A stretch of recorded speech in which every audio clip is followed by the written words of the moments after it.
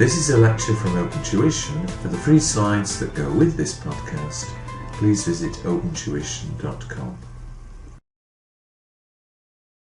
We stated earlier that shareholders own companies and they appoint directors to run the companies for the benefit of the shareholders. That is certainly the legal position, but recently people have questioned whether running companies purely for the benefit of shareholders is all that should be done. And this has given rise to the somewhat fashionable idea of corporate social responsibility. To what extent should the interests of other stakeholders be taken into account? For example, certainly companies should be run within the law, and no doubt there are laws relating to minimum wages, maximum working weeks, and permitted levels of pollution. If companies adhere to those laws, should they go further? Should they pay people much in excess of the minimum? Should they reduce the hours that people have to work? Should they tighten up even further on the discharges made from the factory?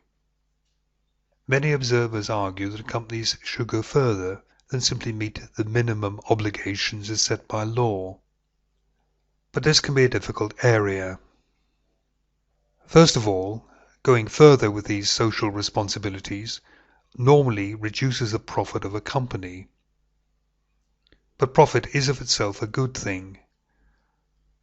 Profit enables a company to exist more permanently, to put money into research and development, to give more stable employment, and of course the higher the profit, the higher the taxes, and taxes are then spent for the good of society as a whole. Companies should certainly not be embarrassed about making profits. Secondly, it can be argued that instead of a company, say, making charitable donations, shareholders, if they get larger dividends, can make those donations themselves. And furthermore, they can make those donations to the parties they feel most deserving. Thirdly, do directors have the legal authority to make non-essential payments? This is the directors using company assets, which are ultimately the assets of their shareholders.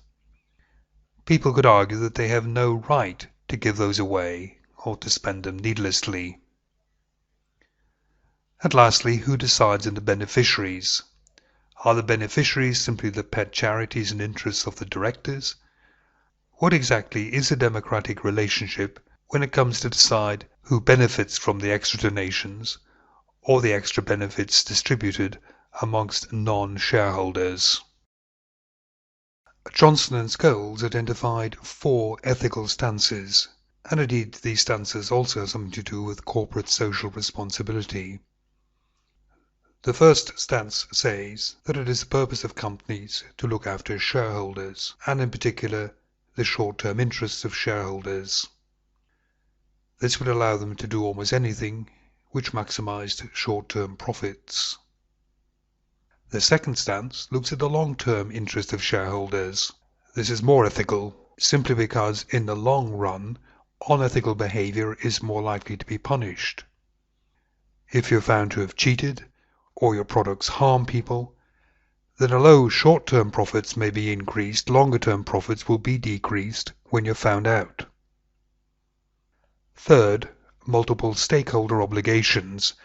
In other words, widening obligations beyond just shareholders to stakeholders in general, so that one has to take into account employees, suppliers, customers, the local population and government when making decisions about the company.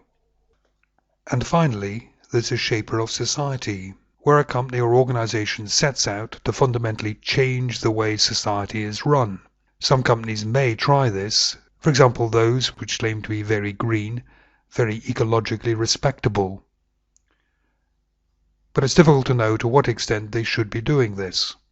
Are companies and individual organizations the proper bodies to shape society? Should that not perhaps be government? But nevertheless, there have been some examples of companies which have taken particular ethical stances and which have had a profound influence on other companies in the economy.